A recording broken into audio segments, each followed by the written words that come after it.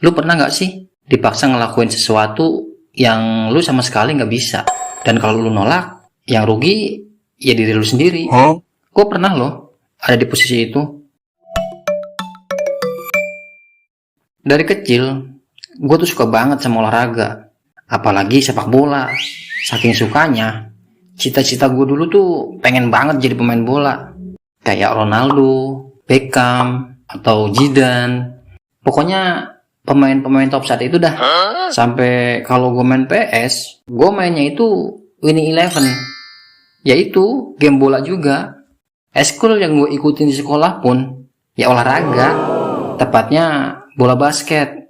Ya karena sekolah gue waktu itu nggak punya lapangan bola. Jadi nggak ada tuh eskul sepak bola. Dan karena saking cintanya gue sama olahraga, setiap kali ada pekan olahraga antar kelas, atau biasa yang kita sebut porak, gue tuh minimal ikut 2 cabang olahraga, bahkan bisa lebih. Pokoknya kegiatan gue lebih banyak olahraga deh. Tapi semua berubah waktu gue naik ke kelas 2 SMP, semester akhir. Guru kesenian gue ngumumin sesuatu yang bikin satu kelas langsung panik. Katanya semua siswa wajib bisa main minimal 1 alat musik buat nilai ujian kesenian. Dan bakal dapat nilai tambahan kalau bikin grup band, terus bawain 1 lagu.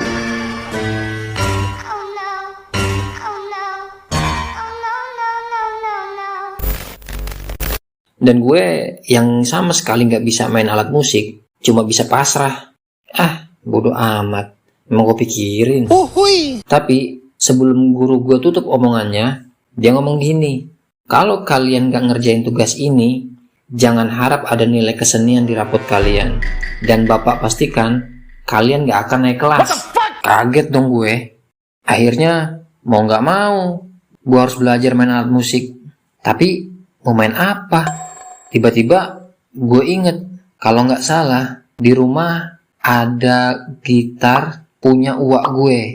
Untuk kita yang tinggal di Pulau Jawa, uak itu panggilan buat kakak dari orang tua kita. Kalau di daerah kalian, apa sebutannya? Nah pas udah di rumah, gue tanya ke nyokap, "Mah, gitar punya uak yang dulu itu disimpan di mana?" Terus kata nyokap, "Kayaknya mama satuin deh sama kardus bekas." "Emang mau ngapain deh?" "Ada tugas sekolah, Mah." "Oh." Terus gue cari tuh. Pas lagi gue cari, ternyata debu semua. Kayak lagi nyari artefak bersejarah. Nah, akhirnya ketemu dah tuh. Tapi ada beberapa senar yang gak ada. Gue minta duit ke nyokap buat beli senar gitar. Terus habis itu gue langsung pergi dah tuh ke toko alat musik. Singkat cerita, gue udah dapet tuh senarnya.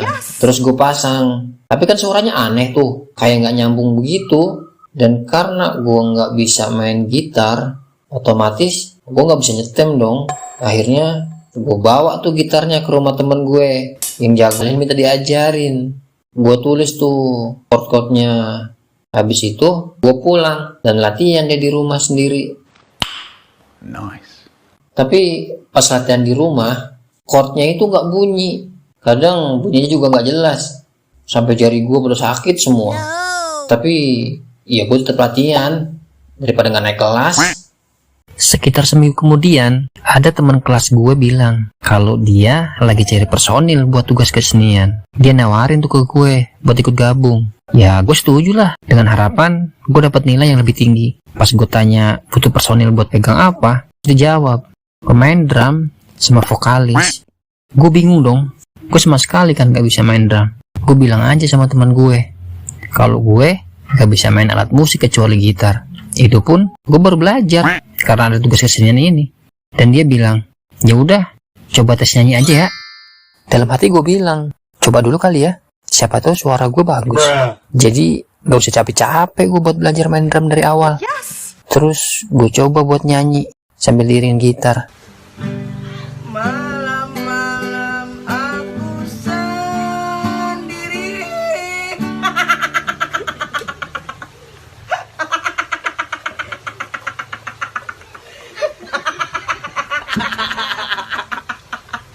Sudahlah, terpaksa jadi drummer. Jadi gue harus belajar lagi dari nol. Masalahnya, gue kan gak punya drum di rumah. Dan kalau beli, ya pasti mahal banget kan. Akhirnya, buat belajar dan ngelancarin ketukan, gue bikin drum aja sendiri. Pakai ember sama kaleng. Gue susun tuh satu-satu, biar mirip drum beneran. Dan sejak hari itu, gue berubah jadi anak band ember.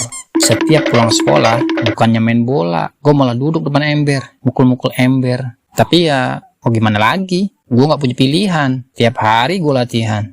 Singkat cerita, hari penampilan pun datang. Satu kelas panik semua. Ada yang baru hafal chordnya, ada yang vokalisnya sakit, bahkan ada yang grupnya bubar sebelum tampil. Dan gue lebih parah. Gue grogi setengah mati.